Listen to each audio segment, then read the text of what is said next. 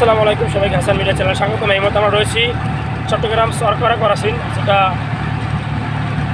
Garments পণ্য দেশের বিভিন্ন প্রান্তে থেকে আসা সকল পণ্য আসলে বিশ্বের বিভিন্ন দেশে আসলে ছড়িয়ে ছিটিয়ে যে দেওয়া হয় জাহাজের মাধ্যমে, ইনপুট আউটপুট শিপমেন্ট, যেটা আপনারা চেনেন। তো সেই ব্যস্ততম জায়গা সরকারা করাসিন, যেখানে রাত নাই দিন নাই সবসময় যানজট লেগে থাকে।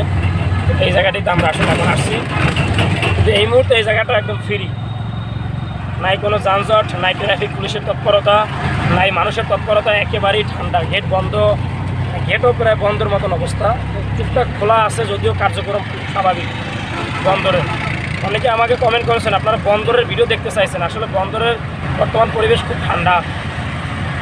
যারা যারা কমেন্ট করেছিলেন তাদের জন্য ভিডিওটা করা হচ্ছে, বন্দরের জন্য। আপনারা এখানে বন্দরের ভিডিও দেখতে পাচ্ছেন।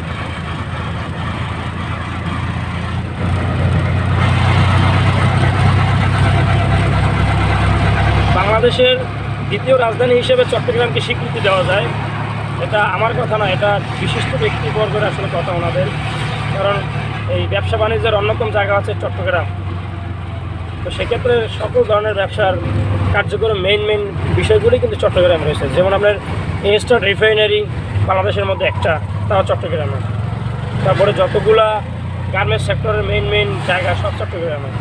আবার বন্দর, সেটাও চট্টগ্রামে। মানে এক কথায় বাংলাদেশের মেইন ব্যবসা বাণিজ্যের হেডকোয়ার্টারই হচ্ছে চট্টগ্রাম।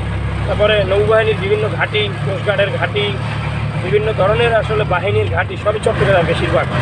আবার শাহ আমানত বিমানবন্দর সহ বিভিন্ন পর্যায়ের আসলে গুরুত্বপূর্ণ জিনিস চট্টগ্রামে রয়েছে, যার ফলে চট্টগ্রামকে দ্বিতীয় রাজধানী বলা যায়। তো এই মুহূর্তে আমরা বন্দরের পার্শ্ববর্তী জায়গা দিয়ে আমরা আসলে সড়ক দিয়ে যাচ্ছি।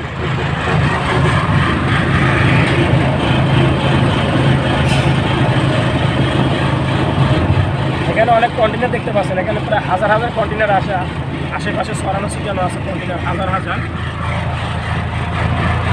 আপনাদেরকে স্যাটেলাইট দিয়ে একদিন দেখাবো আসলে এখানে কী পরিমাণে কন্টেনার রয়েছে চট্টগ্রাম বন্দরে।